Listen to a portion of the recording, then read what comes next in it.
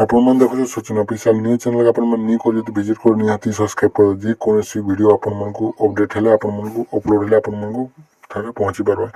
ଇ video ମାଧ୍ୟମରେ କଥା ହେମା EQAC ମାଧ୍ୟମରେ ବହୁତ ବଡ଼ ଖୁସି ଖବରଟା ଆଇଛି ଆଉ ଦୁଃଖର ଖବର ବି ଆଇଛି ଆଜ୍ଞା।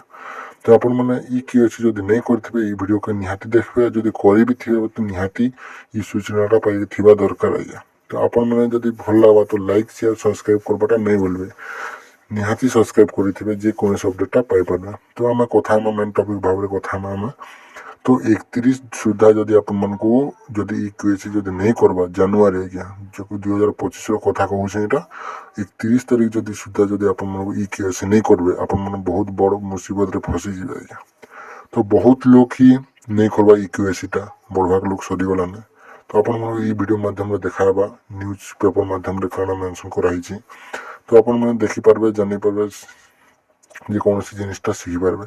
ତ ଆପଣମାନେ ଯଦି ରାସନ କାର୍ଡ଼ ନ୍ୟୁ ଯଦି ଆପ୍ଲାଏ କରବାର ଅଛି ଆବେଦନ କରବାର ଅଛି ତ ଆମ ଚ୍ୟାନେଲରେ ନିହାତି ଯୋଡ଼ିକି ରହିଥିବେ।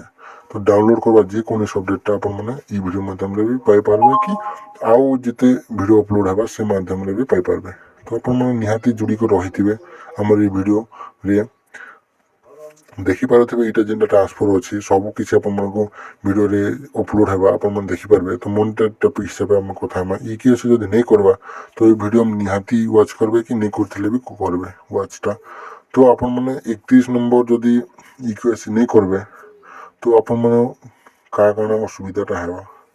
ତ ଆପଣମାନେ ଯଦି ନିଜର ମୋବାଇଲରେ ବି EQAC କରିପାରିବେ ଯେ ଫ୍ୟୁଚରଟା ଲଞ୍ଚ କରିଦେଲେ ନା। ତ ଏ ଭିଡ଼ିଓ ବନାବାର ମାଧ୍ୟମଟା କାଣା ହେଲା ଆପଣମାନେ ବହୁତ ଲୋକ ଅଛନ୍ ଯେନ୍ଟା EQAC ନାଇଁ କରବା। ତ ଦେଖିପାରୁଥିବେ 31 ଜାନୁଆରୀ ସୁଦ୍ଧା EQAC ନ କଲେ କଟିଯିବ ରାସନ କାର୍ଡ଼ ଆଜ୍ଞା। କୃଷ୍ଣଚନ୍ଦ୍ର ପାତ୍ର ଯେନ୍ଟା କହିଛନ୍ ମେନସନ୍ କରାଯାଇଛି ଏଇଟା ନ୍ୟୁଜ୍ରେ ଆଜ୍ଞା, ନ୍ୟୁଜ୍ ପେପରରେ ଆପଣମାନଙ୍କୁ ଦେଖୁଛନ୍। ତ ଆପଣମାନେ ଦେଖିପାରୁଥିବେ 31 ସୁଦ୍ଧା ଆପଣମାନେ ନିହାତି EQACଟା କରିଦେବେ, ନାଇଁ ହେଲେ ରାସନ କାର୍ଡ଼ଟା କଟିଯିବ ଆଜ୍ଞା। ଆପଣମାନେ କେନକୁ ଯିବେ ରାସନ କାର୍ଡ଼ଟା EQAC କରବାର ଲାଗି ନିହାତି ଆପଣମାନେ ଡିଲର ପାଖକେ ଯିବେ ଆଜ୍ଞା, ଯେନ୍ ପଞ୍ଚାୟତର ଯେନ୍ମାନେ ଚାଉଳ ଦେଉଛନ୍ ସେ ମେସିନ୍ରେ ହିଁ ଆପଣମାନଙ୍କୁ EQACଟା ହେବା ଆଜ୍ଞା। ଯେକୌଣସି ଜିନିଷରେ ବି କୌଣସି ଜାଗାରେ ନାଇଁ ହୁଏ EQACଟା, ଯେତେ ଜାଣା ଥିଲେ ବି ଆପଣମାନେ ନାଇଁ ପାଅ।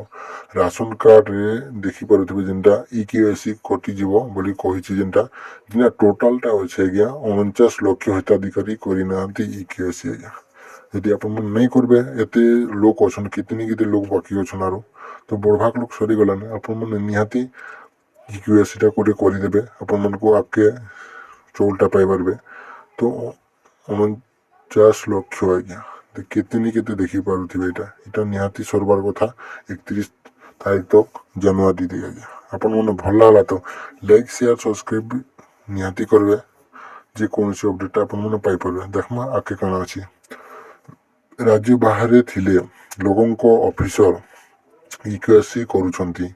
EQAC ସାରିବା ପରେ ନୂଆ ରାସନ କାର୍ଡ଼ ମିଳିବା ବୋଲି ମନ୍ତ୍ରୀ କୃଷ୍ଣଚନ୍ଦ୍ର ପାତ୍ର କହିଛନ୍ତି। ଆପଣମାନେ ଦେଖିପାରୁଥିବେ ଯେ ରାଜ୍ୟ ବାହାରେ ବି ଥିଲେ ବି ଆପଣମାନଙ୍କୁ ନିହାତି EQAC କରିପାରିବେ ଆଜ୍ଞା। କେନ୍ତାରେ କରିବେ ପଞ୍ଚାୟତରେ ଦେଖିବେ ଆଜ୍ଞା, ପଞ୍ଚାୟତ ସବୁ ଜାଗାରେ ଚଉଲଟା ଦିଆଯାଉଛି ସବୁ ଜାଗାରେ। ତ ନିହାତି ଆପଣମାନେ ଯାଇକରି ସେ ପାଖରେ EQACଟା ଗୋଟେ କରିବେ, ଯେତେ ରାଜ୍ୟ ବାହାରେ ବି ଥନ୍ ରାଜ୍ୟ ଭିତରେ ବି ଥନ୍।